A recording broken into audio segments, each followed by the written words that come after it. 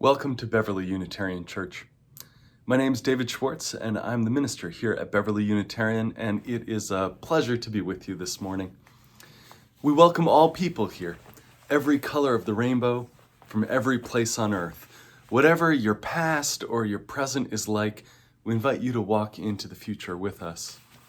Here, we celebrate a diversity of beliefs, striving always to make room for more. And like other Unitarian Universalist congregations, we affirm certain principles, which you can find on our website, online. Search for the 7 Principles, Unitarian Universalism.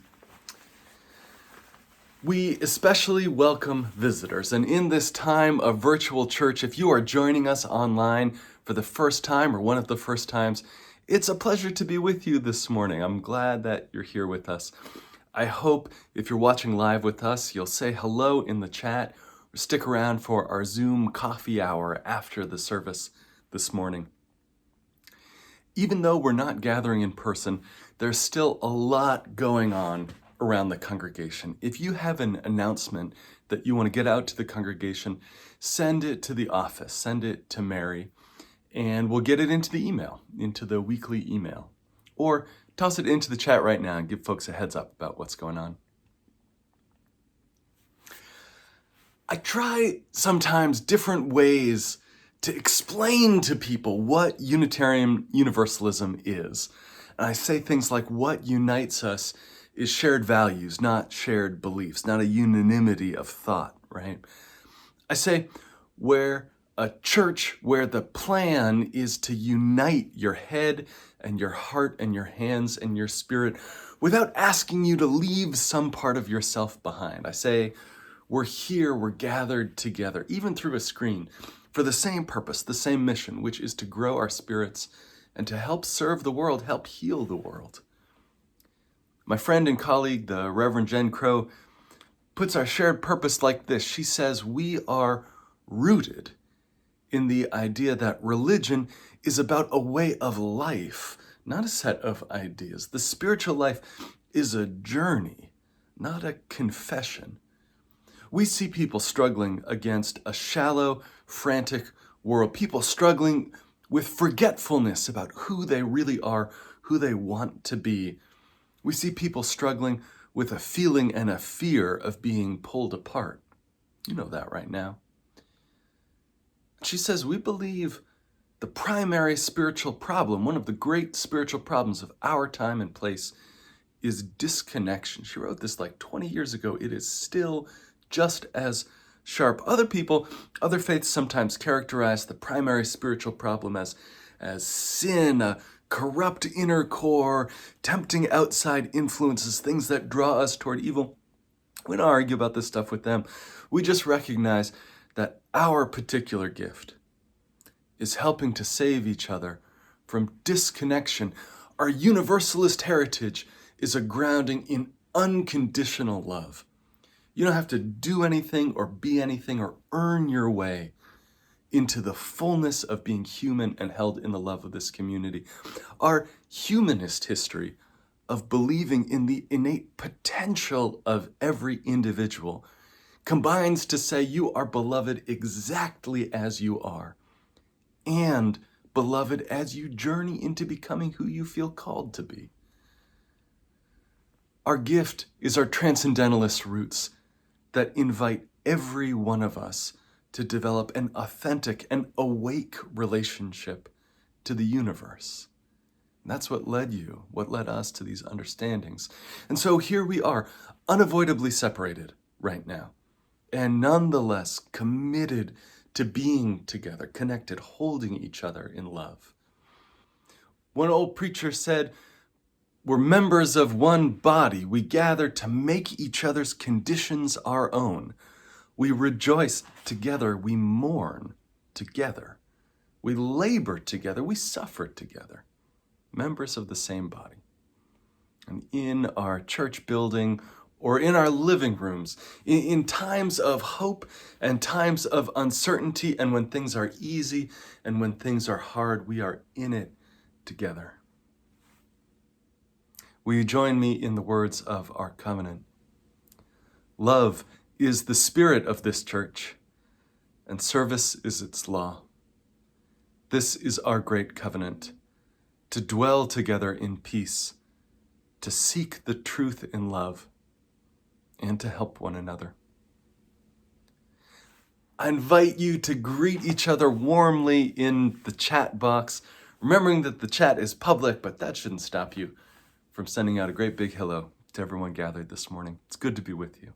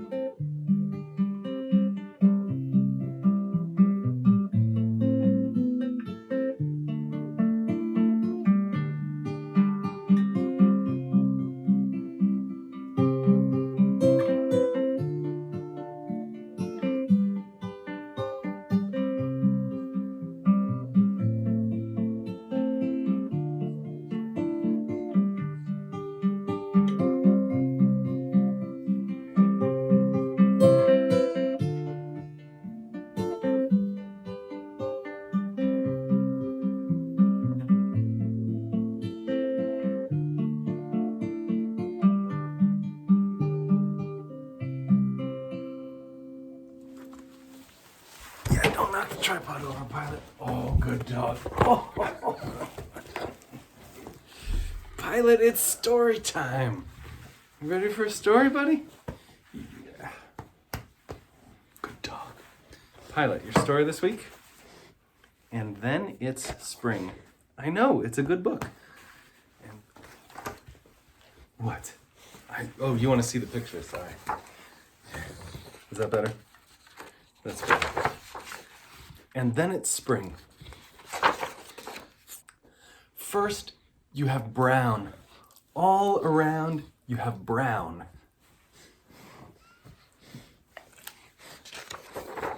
Then, there are seeds. Look, Pilot, there's a dog. And a wish for rain. And then it rains. And it is still brown, but a very hopeful, possible sort of brown. And is that a little green? No, it's just brown. Sort of brown. Then it's a week. It's still very brown. And you worry about those little seeds. And if maybe it was the birds? Yeah, maybe it was the birds. There you go.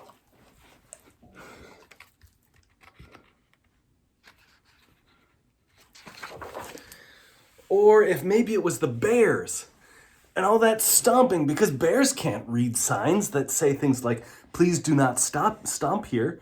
There are seeds and they are trying. Bears are not good at following directions. And then it is one more week. Not much looks different. This book has been going on a long time, and it's still just very, very brown. And the brown, still brown, has a greenish hum that you can only hear if you put your ear to the ground and close your eyes. Things are moving below the surface. And then it is one more week. How green is this? This is zero green. And a sunny day. That sunny day that happens right after a rainy day. And you walk outside to check on all that brown. And you take your dog with you. But the brown isn't around. And now you have green. All around, you have green.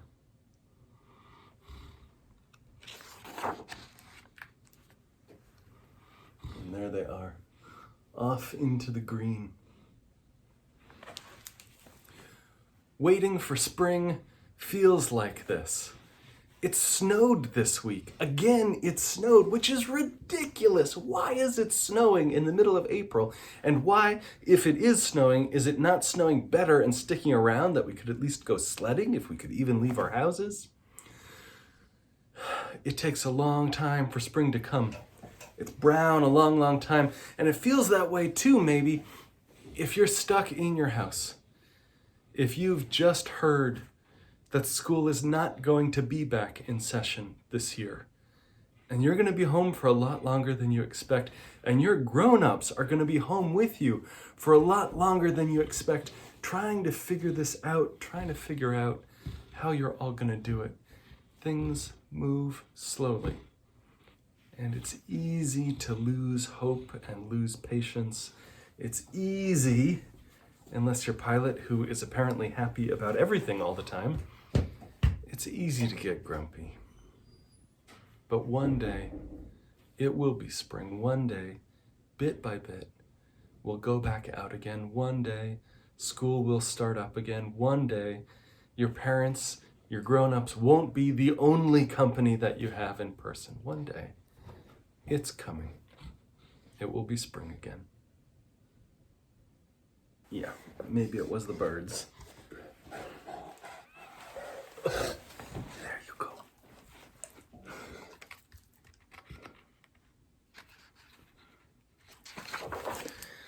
Or if maybe it was the bears and all that stomping, because bears can't read signs that say things like, please do not stomp here.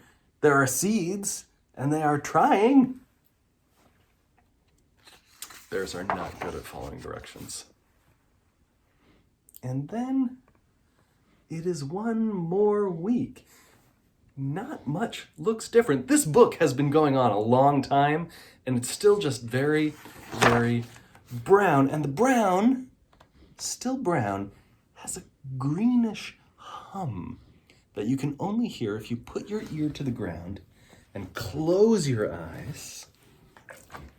Things are moving below the surface. And then, it is one more week. How green is this? This is zero green. And a sunny day. That sunny day that happens right after a rainy day.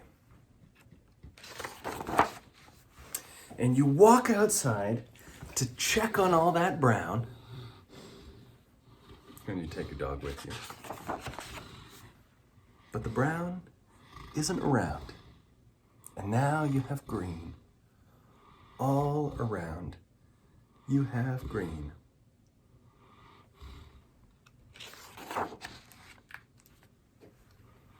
And there they are, off into the green. Waiting for spring feels like this.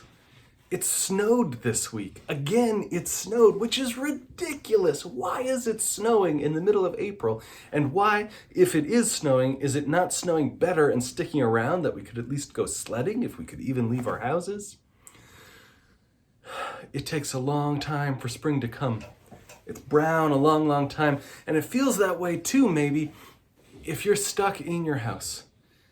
If you've just heard that school is not going to be back in session this year, and you're going to be home for a lot longer than you expect, and your grown-ups are going to be home with you for a lot longer than you expect, trying to figure this out, trying to figure out how you're all going to do it.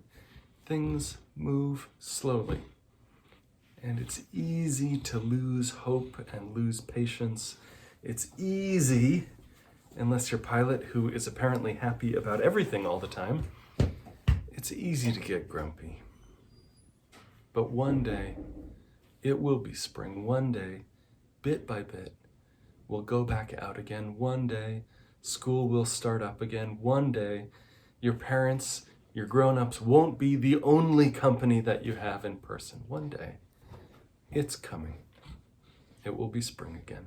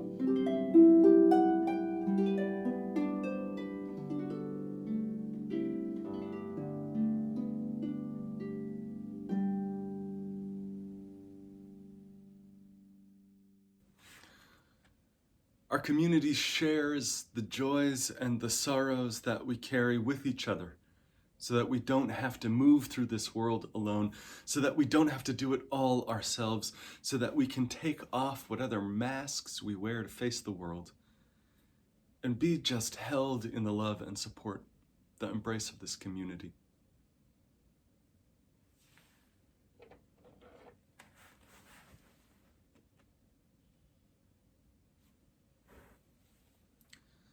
I light our first candle this morning for the ones that we worry over, for the ones who are sick and the ones who are caring for them. I light a candle for those who we worry over, for everyone struggling with financial uncertainty and insecurity.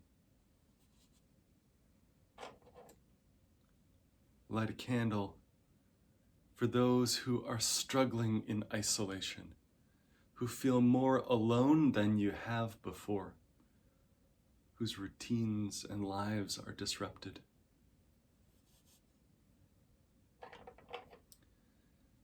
I light a candle for parents and kids, for anyone who is a caregiver, whether that's your children or a spouse or your own parents. This is really hard. We're with you.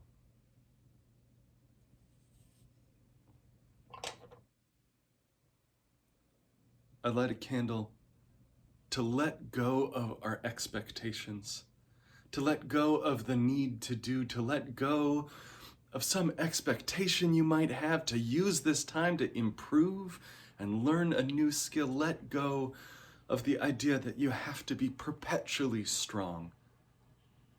Let go just for a moment, as long as this candle burns, of needing to be brave. It's okay if your courage fails sometimes. This is why we're all in it together, so you don't have to carry it all by yourself. Those days will come and come back again. And I light a candle for all those joys and sorrows unspoken. A candle of hope and of determination. A candle that in the days to come we be and remain a people of compassion, of solidarity and determination. An old world and an old way of living is passing away before us. So this final candle is a candle of hope, that we do not forget what this pandemic makes plain, that we are in it together, that our measurement is how well the least of us are doing, that the radical inequality of this world is a choice, not an inevitability, a candle of hope, that the world as it will be is not the world as it has been.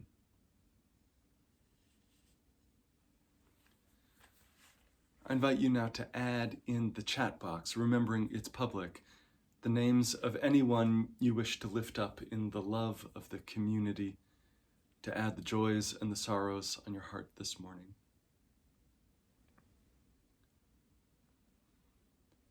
Comfort me, comfort me, comfort me, O my soul. Comfort me, comfort me, comfort me, O my soul. Will you sing with me? Sing with me, sing with me, sing with me, O my soul. Sing with me, sing with me, sing with me, O my soul. Will you take a breath with me?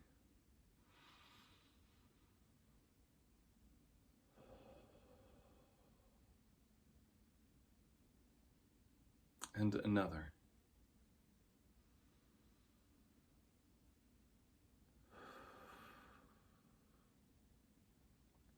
And come back to where you are. Our words for meditation are from Mark Bellatini. He writes this: "One day, I pray, in clear and clean windows, reflections of families at supper, not mouths open in fear. One day, I pray, in wide, hot streets, clean air, not belching oily smoke.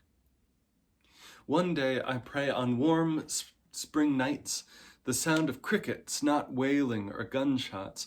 One day, I pray, in human hearts, a prayer of thanksgiving for peace that has lasted 1,000 years. Not a truce, mind you, but an era of peace, full and just and rich. May our children live to see such a world. Oh, love, may all children live. What indeed can we do? We can breathe. We can feel heartache. We can breathe. We can be loyal to spring. We can breathe. We can remember the difference between what we can do before we have thought and what we can do after we've thought. We can breathe. We can remember the way our feelings can serve our mind. We can breathe. We can refuse to sign our lives over into the service of panic or hand-wringing self-righteousness. We can breathe. We can get clear on our most basic values. We can breathe. Blessed are you, breath, for you are the spirit that sustains me in difficult days. Will you take a breath with me?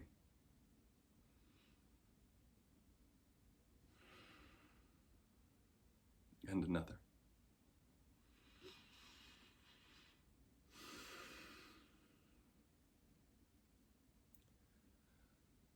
Breathe with me. Breathe with me.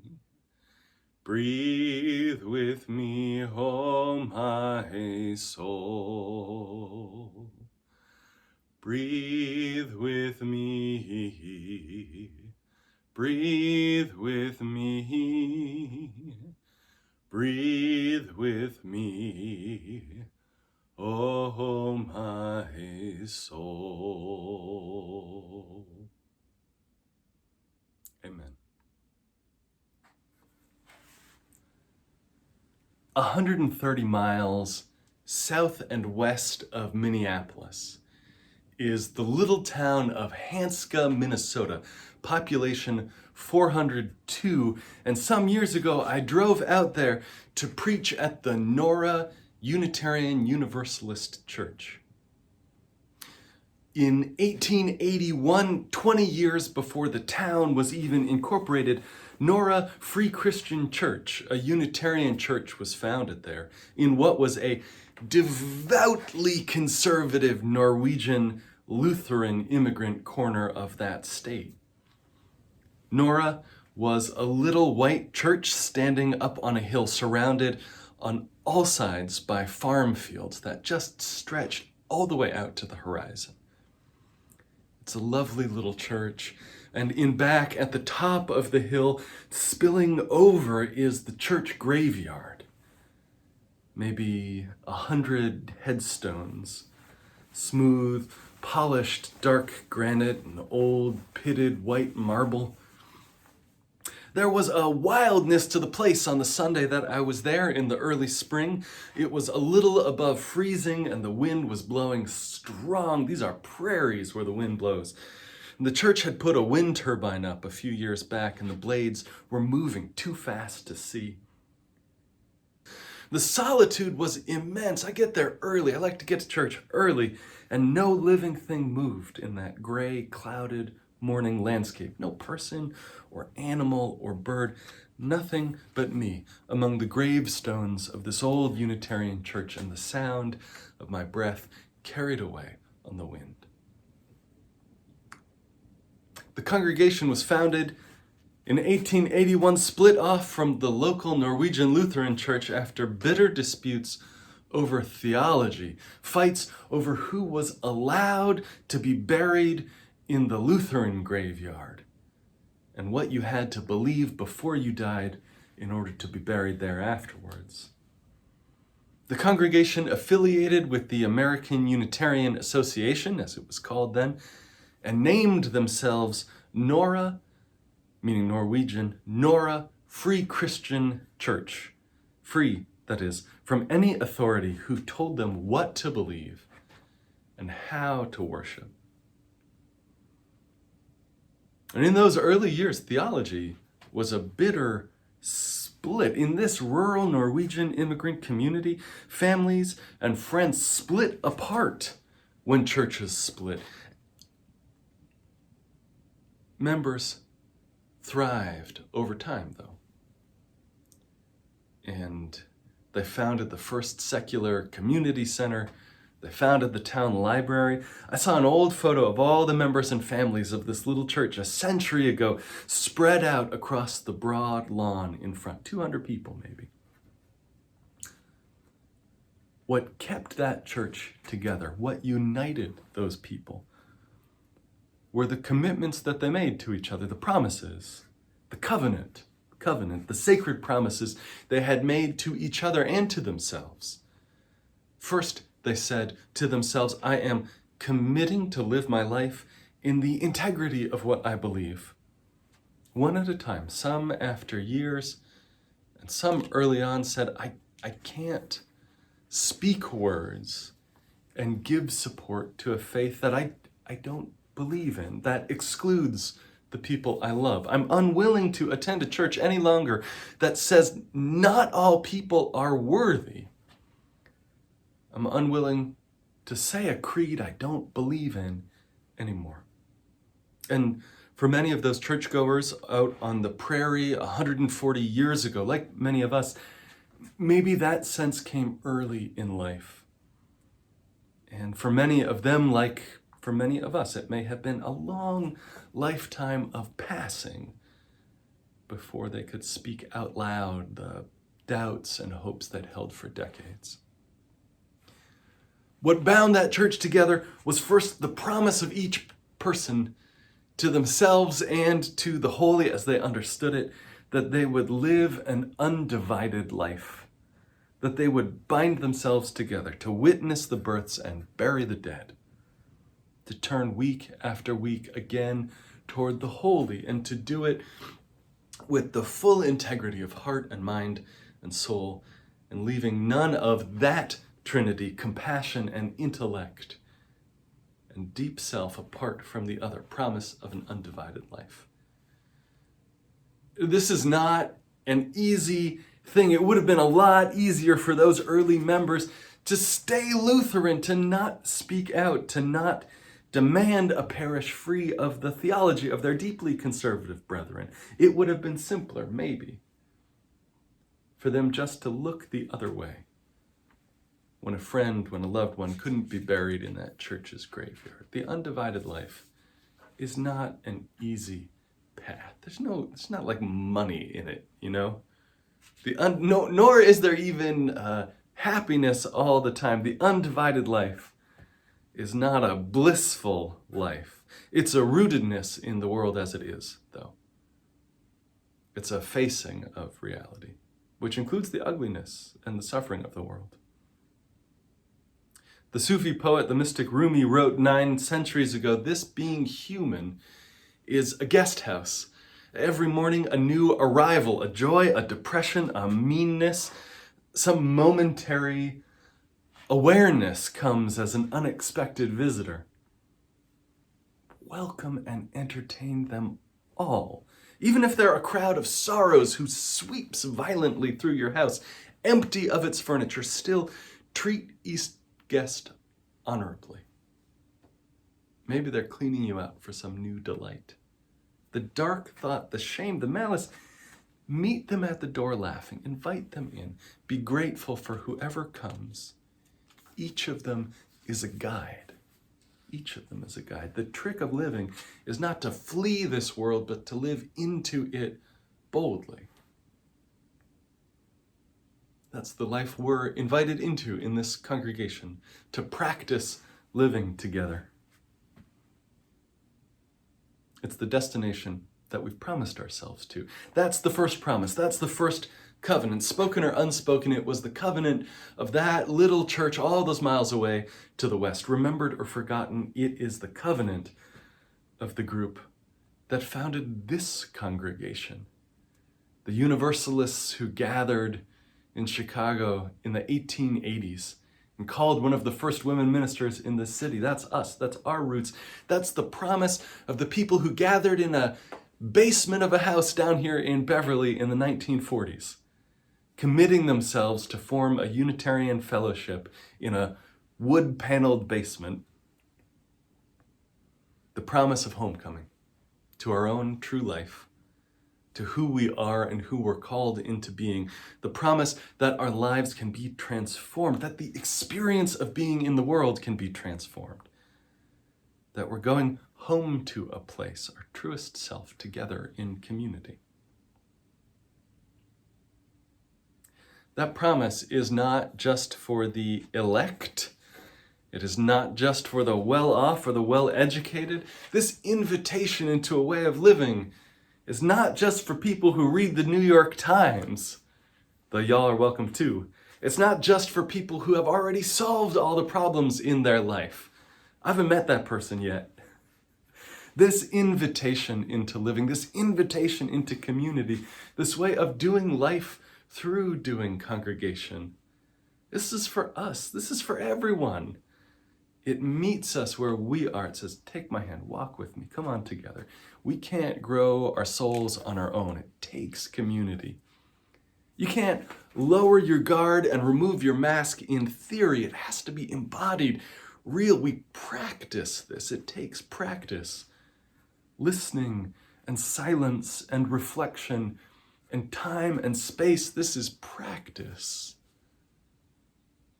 Saying hello to the little person, the little kid who walks past you on a Sunday morning, 8 decades older than them. That's part of what it is.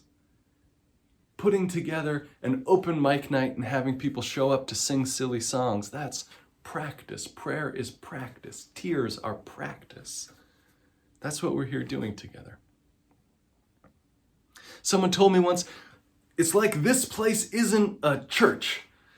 It's where you come to learn how to be. And I want to say, yeah, that's what church is. That's what church should be. That's what we are at our best. All of us, we're a journey church. We're a crew together on these little boats of our lives, charting our way through as best we can together. Mary Oliver, the poet, talks about the start of these journeys that lead us here, that bring us together. She says, one day, you finally knew what you had to do. And you began, though the voices around you kept shouting their bad advice, though the whole house began to tremble and you felt the old tug at your ankles. But little by little, you left the voices behind, and the stars began to burn through the sheets of clouds, and there was a new voice which you slowly recognized as your own,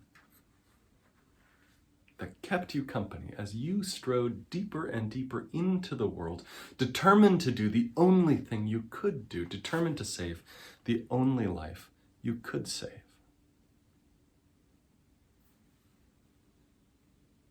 She describes the start of the spiritual journey. She describes what it feels like for some of us, for many of us maybe, to start down that path.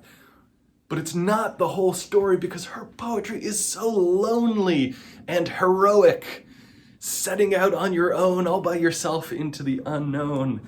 What she doesn't say is that as you go deeper and deeper into the world, determined to do the only thing you could do, determined to save the only life you could save, which is your own, you're joined on that road by fellow travelers.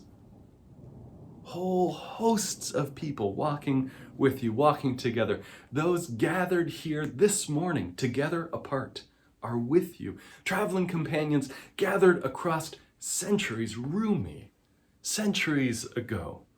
Norwegian immigrants praying in that little Unitarian church in Hanska. You are not alone. You are well companioned, even if you're by yourself right now.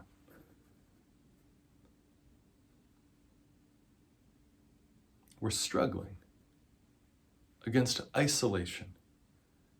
And this was true even before we all had to stay at home. We're struggling against isolation, against fragmentation, and we're working to be whole, to be present, to be awake, working to resist the seductiveness of things and the illusion of separateness. We're standing against that. We're standing together, even when we're separated. The invitation is to walk this path together, to journey together, each for the other, to hold our hands and to guide our feet while we run this race. Will you sing with me? Hold my hand while I run this race. Hold my hand while I run this race. Hold my hand while I run this race. For I don't want to run this race in vain, race in vain. Join with me while I run this race.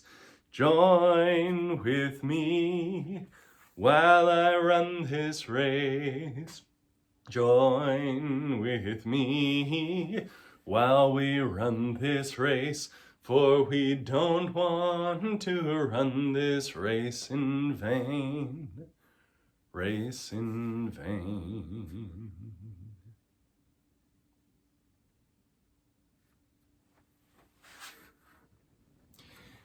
It's times like these that churches are made for. It's times like these that this congregation is for. When things are difficult and we're struggling, that's exactly why we gather together. In some ways, it's a strange time to kick off an annual pledge campaign when things are uncertain. But this is exactly the moment when we step up to help one another. This year, as we invite you to make your commitment for giving in the year ahead, to make a pledge of support for the church here that begins July 1st and goes through the 12 months that follow, we know that some folks in the congregation are struggling with financial uncertainty, with employment uncertainty. And the ask and the invitation is not to give until it hurts and not to feel even a little bit bad about not giving if that's not possible financially. You're not part of this community because of the money you paid for membership. This is a church, not a club. And this is a time to help each other out. If you are financially secure, if your job is comfortable, if your situation hasn't changed, I want to make a special invitation for you to step up this year and help cover the pledges of the people who can't. We all do better when we all do better, and we all chip in to keep this place going. There's no one donor in the congregation who pays for 90% of stuff and the rest of us just toss in a few bucks. We all do what we can. So if this is a year when you are secure, if this is a year when your stimulus check is not a check that you need for your own budget, I want to invite you to give generously and to support the folks who can't do that this year. This is how we make a congregation. The folks stepping up, step up, and people who can't, and that's okay. We face that honestly, forthrightly, without shame or guilt about it. You belong here, period. In a time when the world is hurting, we gather together. In a time of separation, we come here to unite ourselves in common cause and common fellowship and common mission. I invite you to make your pledge commitment this year.